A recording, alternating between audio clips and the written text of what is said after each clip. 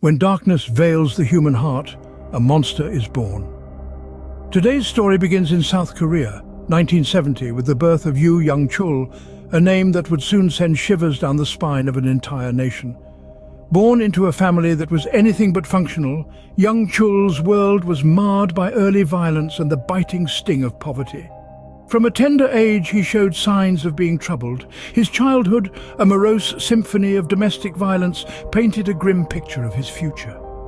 The relentless hardships he faced were akin to a tempest, tearing away at the fabric of his innocence and laying the foundation for the monster he'd become.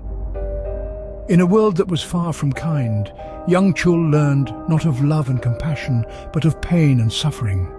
In the face of adversity, some rise above, but others, they descend into darkness. As the troubled child grew, so did his penchant for crime.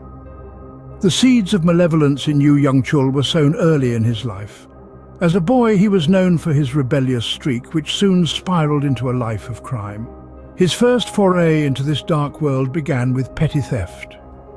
Pocketing anything that caught his fancy, he quickly realized the thrill of taking what didn't belong to him.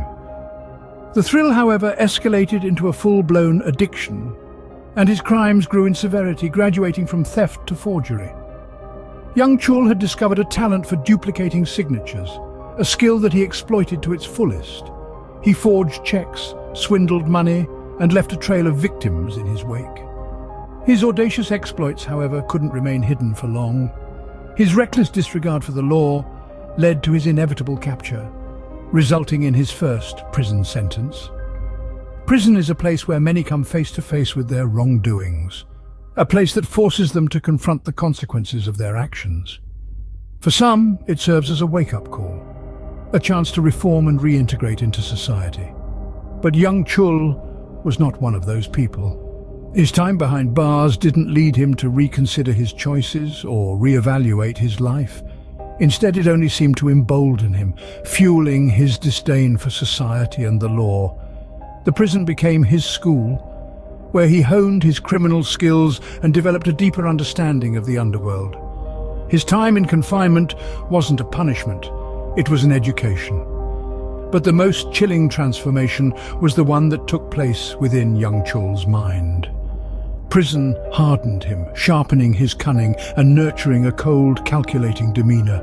It was here, within the cold, unforgiving walls of the prison, that Young-Chul truly began to morph into the monster he would later become. Prison for some is a place of reform. For Young-Chul, it was a breeding ground for a more sinister future. Upon his release, Young-Chul was a changed man, and not for the better. Emerging from the cold confines of prison, Young-Chul found himself in a world that was both familiar and foreign. The familiar lull of freedom was tainted with the bitter aftertaste of incarceration. His criminal tendencies, once dormant, were now reawakened, simmering beneath the surface like a volcano ready to erupt. His life after prison was marred by a series of failed attempts to reintegrate into society. A marriage born out of a desperate need for normalcy proved to be a futile endeavor. The union was short-lived, crumbling under the weight of Young-Chul's growing resentment and anger. His wife, a beacon of hope in his life of despair, became the first casualty of his escalating violence. It was during this period that Young-Chul began to exhibit a more sinister side. His crimes were no longer driven by necessity or survival, but by a deep-seated rage that seemed to grow more potent with each passing day. The man who was once a petty thief was now a ticking time bomb of aggression. His crimes evolved, much like a predator honing its hunting skills. The petty thefts and small-time cons gave way to more violent and disturbing acts. Assaults, burglaries, and terrorizing the innocent became his new modus operandi. Each act of violence fed the beast within him, pushing him further down the rabbit hole of depravity. The metamorphosis was complete. The petty thief had transformed into a violent criminal, a puppet master of his own macabre show. His descent into darkness was swift and unimpeded, fueled by a growing lust for power and control. The transition from petty thief to violent criminal was complete. The worst, however, was yet to come. The year 2003 marked the dawn of a terrifying era in South Korea. In the heart of Seoul, a predator lurked in the shadows, a man whose name would soon strike fear into the hearts of its citizens, Young-Chul. Young-Chul had embarked on a chilling killing spree, his victims predominantly elderly or sex workers whom he viewed as the embodiment of society's ills. His weapon of choice, a hammer, became a symbol of dread. A tool commonly found in any household was transformed into an instrument of death in Young-Chul's hands. It was a stark reminder of how ordinary objects could be perverted into tools of destruction. His modus operandi was chilling in its simplicity. Young-Chul would lure his victims into a false sense of security, often posing as a customer or a friendly stranger. Once he had them within his grasp, he would strike swiftly and without mercy. The horror that his victims must have felt in their final moments is unimaginable, a testament to the depths of Young-Chul's brutality. But the hammer was not his only weapon.